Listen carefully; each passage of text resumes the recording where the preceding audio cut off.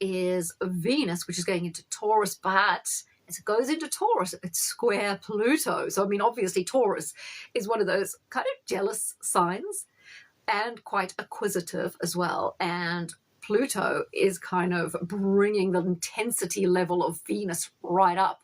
So what it could mean also in relationships, that it's getting hotter, the desire levels are going up. So that could be kind of good for intimacy, sex life, doing affectionate things together.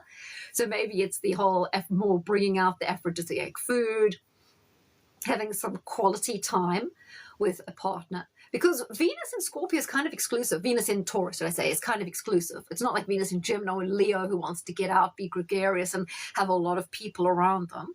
Venus in Taurus likes to focus on the main core relationship in their life and make it better.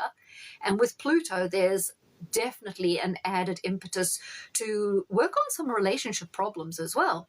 So any denial in the relationship can be a little bit of a problem.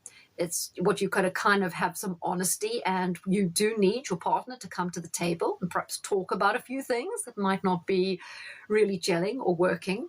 And if you are in a relationship and you're the kind of person who wants a relationship that's more committed, more involved, this is a time when you aren't going to compromise on that.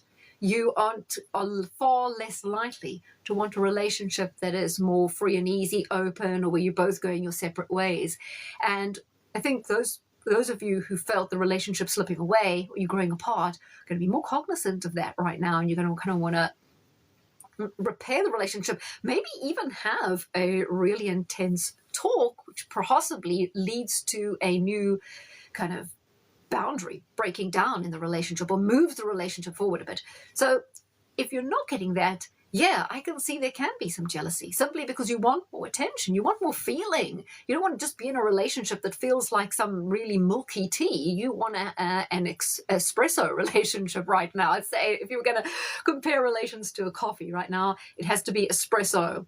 You don't want some really milky latte. That's just not going to do it, especially if it's a skinny latte, because then you've got low fat, low coffee, low everything. No.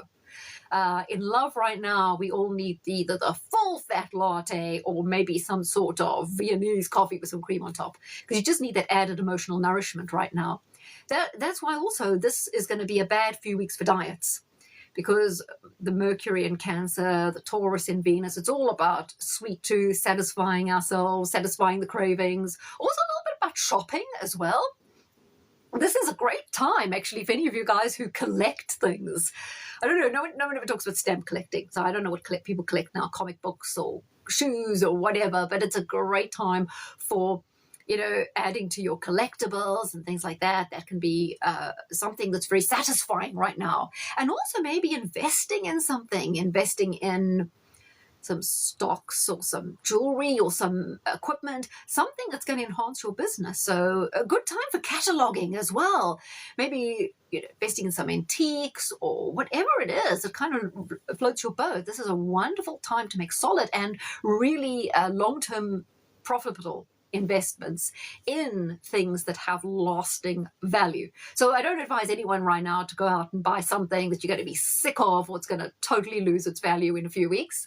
This is a time to spend money wisely and invest, and also to start thinking about money in a sensible way and just get remotivated. I mean, for those of you live in the UK, it's really been stressful this year. The economy is very flat, expenses are through the roof, inflation, taxes coming at you from all angles. So it's a good time to perhaps find ways around this. Maybe do a little bit of research in how you can organize your affairs to kind of insulate yourself, because I don't think for you guys in the UK, these tax changes are going to go anywhere. I mean, they're doubling down. And so if you are working, you need to make sure your money is working the best for you, and maybe there are some important changes you need to make.